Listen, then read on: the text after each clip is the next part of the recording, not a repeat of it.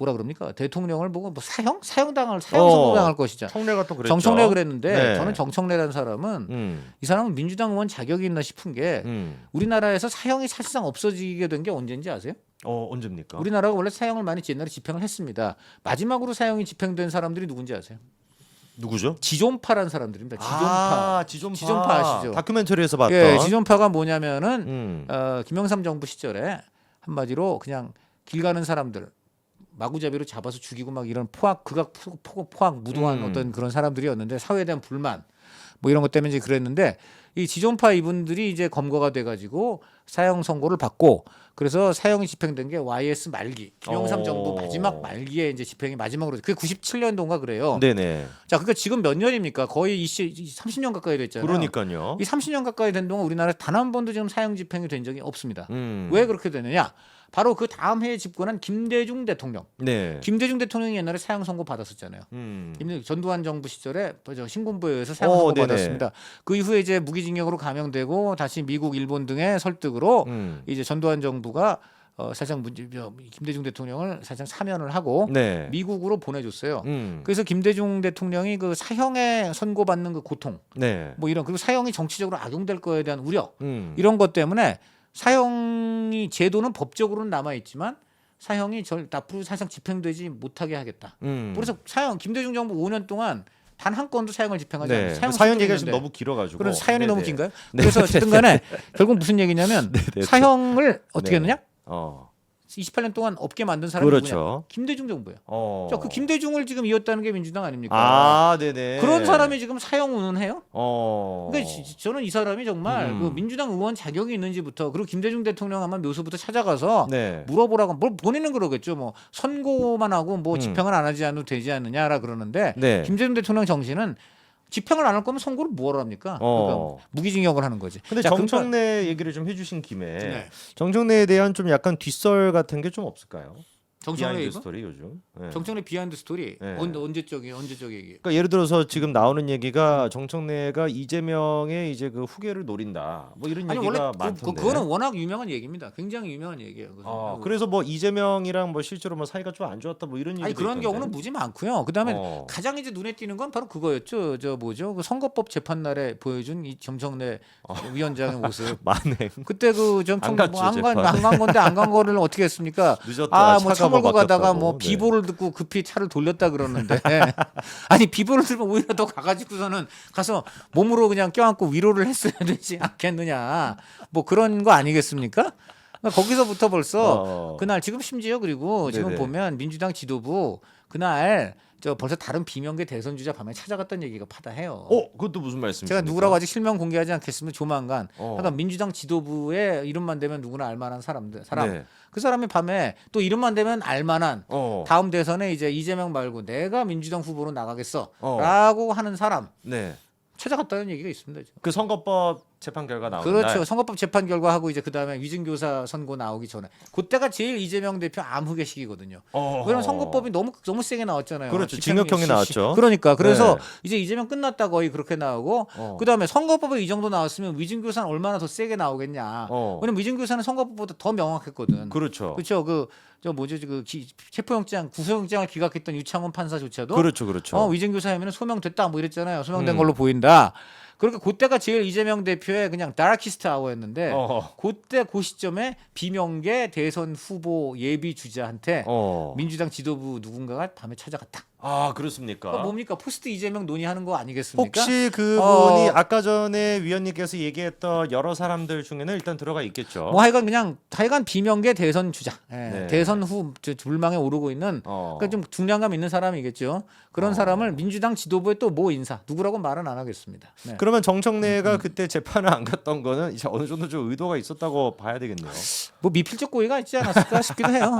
뭐 하여간 여러 가지 이제 봐야 되는데요. 어쨌든간에 저 정청래 이 위원장도 뭐 간단한 사람은 아니거든요. 간단한 사람 아닙니까? 간단한 사람 아니고 정청래 위원장의 특징, 굉장히 간단해 보이죠. 그렇지 않고요. 이분이 어쨌든 장수를 하고 지금 다선 의원인 이유가 있는 게 마포 을인데 마포 을이 민주당 입장에서 되게 좋은 곳이에요.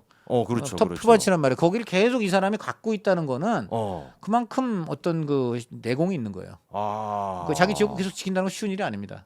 왜냐하면 그 만약에 밭이 좋으면 다른 사람들은 거기 안 가고 싶겠어요? 그러니까요. 끊임없이 쑤셔대요. 자, 이재명 대표가 당권 갖고 있으면 어. 지금 마포을에 누가 지금 있긴 있는데 간당간당하다. 그럼 어떻게 해서 바로 그냥. 다음번엔 바로 형 나한테 줘. 내가 그동안 어. 형한테 충성했잖아. 그 다음 공천 때는 나야. 저 사람 이제 날려. 저 사람 지금 보니까 맨날 지역구에서 인기도 없고 그냥 그저 뭐 국민의힘이 헛발질해서 겨우 입원해도 된 거지. 쟤 날리고 나 줘.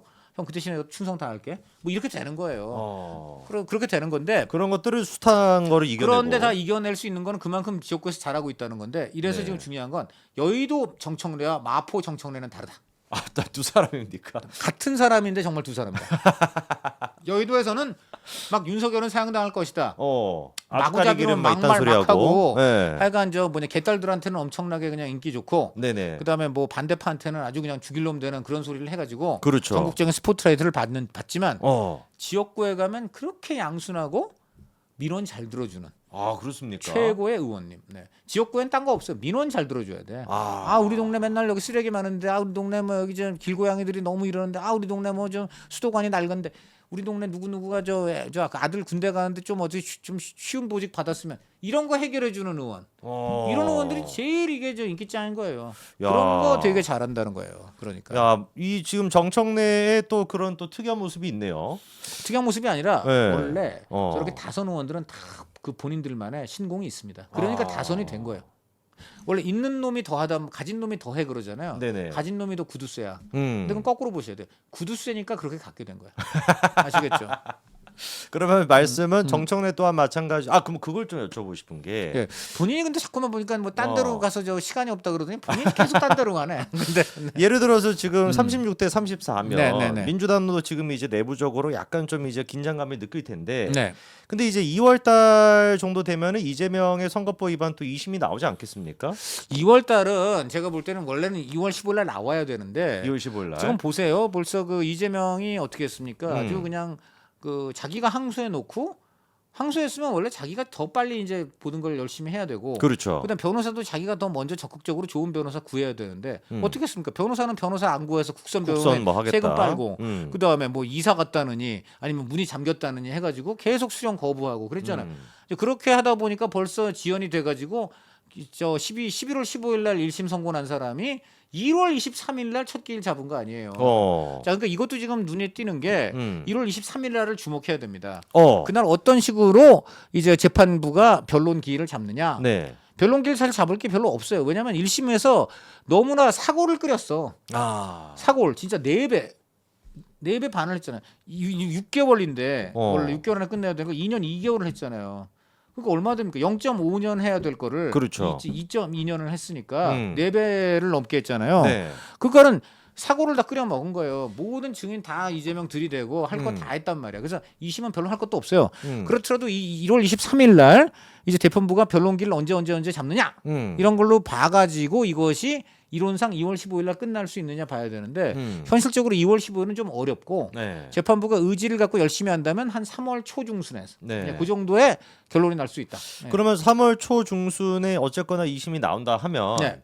그거를 계기로 민주당의 또 이재명에 대한 좀 자리를 호시탐탐 노리고 있는 사람들이 호시탐탐이라고 표현하면 그분들이 좀 섭할 것 같고 대놓고 그분들은 아니죠. 그냥 은인 자중하면서 약간 이제 저 뭐죠 심사숙고하고 네. 또 그다음에 이제 전전 반측하면서 제가 아는 사자성어 다 나온다.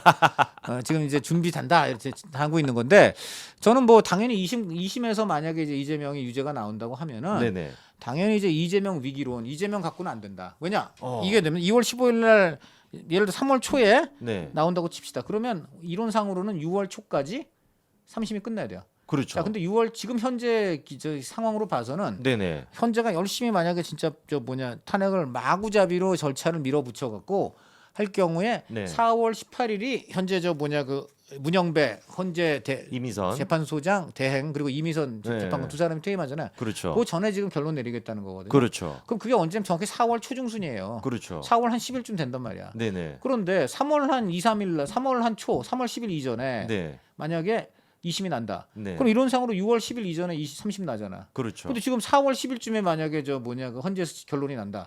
그럼 딱 2달 60일이니까 그것도 역시 6월 5, 6일 경에 대선이 6월 10일 경에 대선이 되는 거예요. 그렇죠. 자, 그러면 어떻게 됩니까? 대선 운동 기간 중에 이재명 대표가 3심이 날 수도 있는 거예요. 아. 대선 운동이 2주간이거든요. 네네. 대선 운동 기간 중에 후보를 물릴 수가 있습니까? 현실적으로? 아. 무슨 대선 후보도 뭐 대통령 후보, 그다음에 마치 부통 러닝메이트로 합니까? 이재명 대통령 후보 그리고 이재명 유고시 그러니까 성재준 해갖고 이재명 성재준 더블 뭐 러닝메이트 뭐 미국입니까? 예? 무슨 뭐 트럼프 펜스예요? 예? 지금 이렇게 그래서 그렇게 될까봐 민주당에서 당연히 2심까지 유죄가 난 사람을 대선 후보로 띄울 수 없다. 아, 이게 진짜 만약에 대선 후보가 됐는데 이 대선 운동하다가 3심 결과가 나와가지고 그렇죠. 후보 박탈되면 망하는 거네요. 망하는 거죠. 그럼 민주당은 그냥 그리고 또 민주당 반대로 민주당이 땡깡 부리겠죠. 협박하는 거예요. 아니 2심까지 유죄를 먹었는데 네네. 민주당 공당이 네네. 이렇게 당원과 또 여론조사 국민의 힘으로 국민의 뜻으로 네네. 선출한 대선 후보를 대선 후보의 대선 도전 자격을 네네. 법원이 박탈할 수 있느냐? 뭐 이런 말도 안 되는 한마디로 땡깡을 부릴 수도 있죠. 그렇죠. 예. 근데 이거는 원래 공천이라는 게 그래요. 정당의 어떤 공천이란 말이 이제 무슨 뜻이냐면 공적으로 추천을 한다는 뜻이에요. 영어로 노미네이션이거든요. 네. 그 뭐냐면 공적으로 추천한다는 거는 이 사람이 우리 내부에서 검증해 보니까 괜찮은 사람이다. 흠결이 없다. 그래서 공천한단 말이에요. 공적으로 추천한다는 뜻이야. 근데 지금 2심까지 이렇게 유죄 먹은 사람이 네. 이게 흠결이 없는 겁니까? 그러니까요. 엄청난 거죠. 그럼 공천 과정에서 당연히 배제해야 되는. 배제가 될 공천이라는 게 것이다. 그 옥석을 가리는 게 공천이야. 그러니까 대개 공천 기준에다 들어가요. 원래는 기소만 돼도 1심 기소만 돼도 이 사람은 안 된다는 게 원래 민주당의 국룰이었습니다. 네. 그런데 이거를 이재명이 예외를 다 둔 거예요. 그러면서 자기가 다 거기 맞게 그렇게 바꾼 겁니다. 네. 이게 말이 안 되고 2심에서 유죄를 먹으면 그럼 아까 말한 김부겸, 김동연 그밖에도 많은 어떤 비명계 후보들이 이재명으로 안 된다. 이재명 위기론 해가지고 다 들고 일어날 수 있다. 네. 그리고 그것은 정당한 요구이다. 네. 그렇게 볼 끝까지 수 있습니다. 말씀 듣고요. 네.